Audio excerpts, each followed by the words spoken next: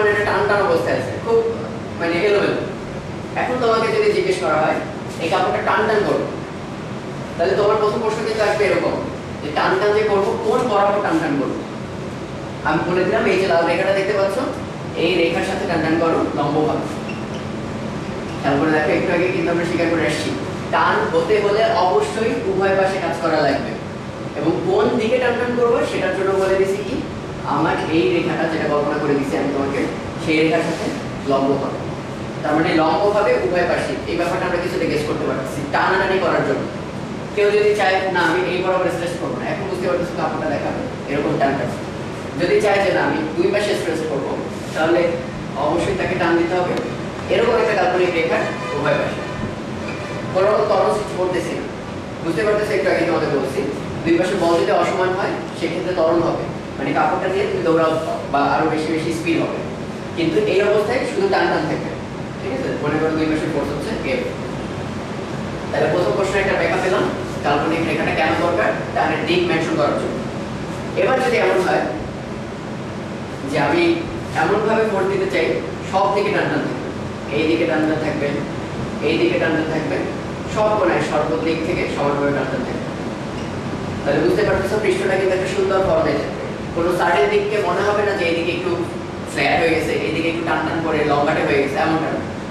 Of course আমি আসলে কি বোঝাতে চাচ্ছি, পানির ক্ষেত্রে এই ঘটনাটাই ঘটে, মানে কোনো একটা সার্টেন ডিরেকশনে টান বেশি কিংবা কম না। পানির পৃষ্ঠটার ক্ষেত্রেও কিন্তু এরকম টানাটানি চলতেছিল, শুরুতেই বলছিলাম।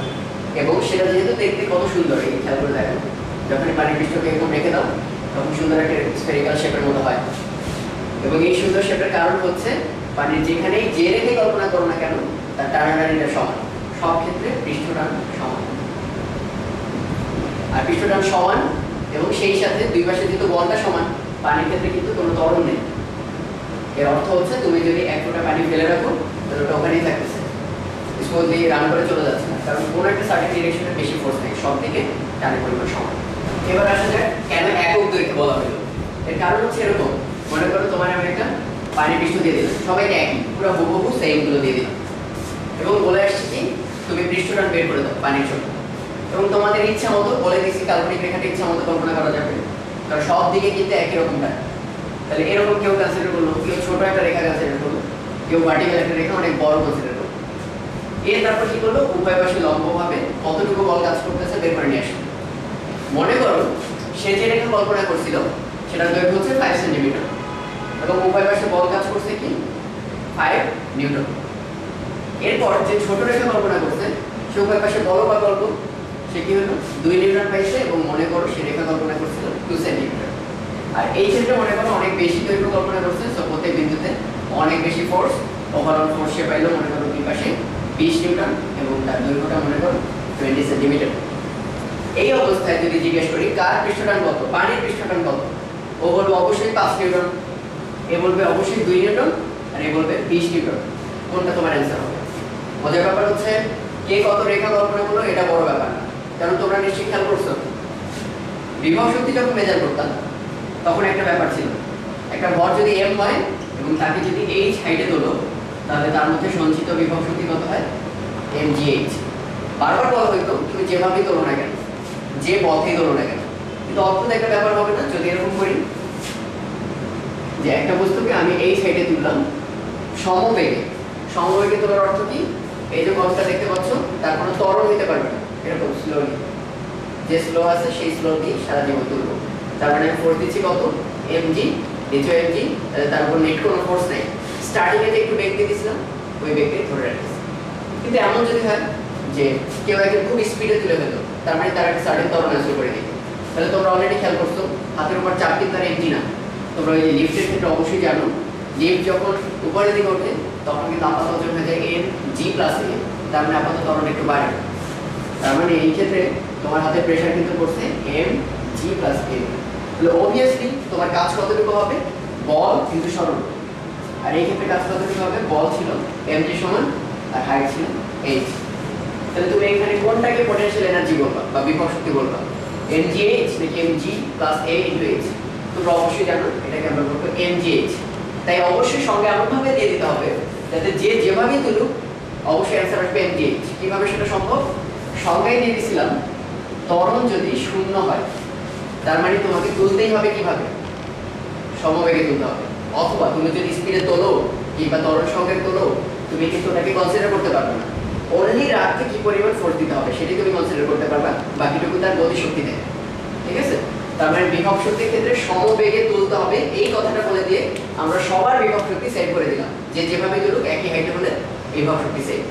কিন্তু এই ক্ষেত্রে একই কথা, আমি যদি এবার ডিফাইন করে দিই না 5 সেন্টিমিটার দৈর্ঘ্য না, 2 না, কিংবা 20 সেন্টিমিটার দৈর্ঘ্য না, 1 সেন্টিমিটার দৈর্ঘ্যে কাটবো, তাহলে দেখো আর কোনো প্রবলেম থাকে না। 5 সেন্টিমিটার 5 নিউটন, তো 5/5 কত আসবে? 1 নিউটন পার সেন্টিমিটার। সিমিলারলি 2/2 20/20 এটা কত আসবে? 1 নিউটন পার সেন্টিমিটার। তাহলে বুঝতেই পারতেছো একটা লিকুইডের জন্য একটাই মাত্র পৃষ্ঠটান। যেমন এখানে যদি পানি হয়, অ্যান্সার আসলে সঠিক এটা হাইপোথেটিক্যাল। তাহলে দেখো সব কয়টার ক্ষেত্রে কি আসে? 1 নিউটন পার সেন্টিমিটার। তো অলরেডি কোথায় বুঝে গেছো পৃষ্ঠটানের এককটা কি হবে? পৃষ্ঠটানকে নরমালি টি দ্বারা দেখানো হয়, এর এককটা হচ্ছে newton per length per metre. আমরা এতক্ষণ ধরে সংখ্যার বেশ কিছু পয়েন্ট আলোচনা করছি, যে কাল্পনিক রেখাটা কেন দরকার, ডিরেকশন মেইনটেইন করার জন্য কোন দিকে টানাটানি করতে হবে, একক দৈর্ঘ্যে কেন দরকার মাত্র দেখলাম, বিভিন্ন দৈর্ঘ্যে যাতে বিভিন্ন বল না আসে, সবার পৃষ্ঠটান একই আসবে। সেই সাথে দেখলাম দৈর্ঘ্যের সাথে লম্বভাবে কেন, ডিরেকশনটা, এবং উভয় পাশে কেন, টান বল হওয়ার জন্য অবশ্যই দুই দিকে মাস। এবার আমরা দেখব পৃষ্ঠের সাথে স্পর্শ করবে কেন, বা বাস্তবে কেন বোঝা যাচ্ছে না পৃষ্ঠের সাথে স্পর্শ করবে কিভাবে বল। এটা বোঝার জন্য আমরা এই পানির ড্রপটাকে সবসময় টেবিলের উপর কিভাবে দেখতেছি? উপর থেকে দেখতেছি। এই জন্য দেখতে এরকম ছড়ানো মনে হচ্ছে একটা বৃত্তের মতো। আমরা এই কাজটা করবো না, তাহলে বোঝা ইজি হবে না।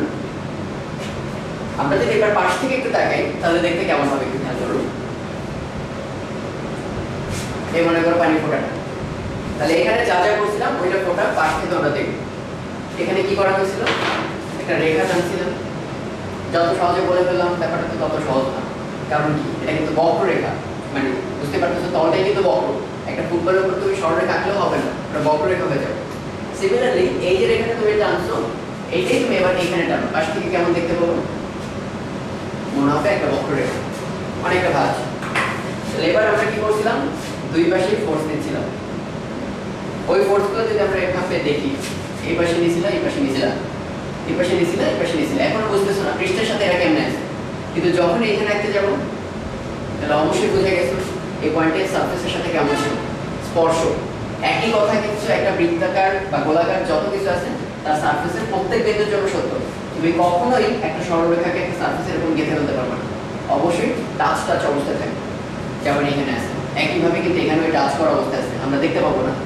এখানেও টাচ করা অবস্থায় আছে, পুরো জায়গাটার মধ্যে ফ্ল্যাট অবস্থায় নেই। তার মানে বুঝতেই পারতেছো পৃষ্ঠটানগুলো তরলের সাথে স্পর্শ করতে কাজ করে পৃষ্ঠের সাথে।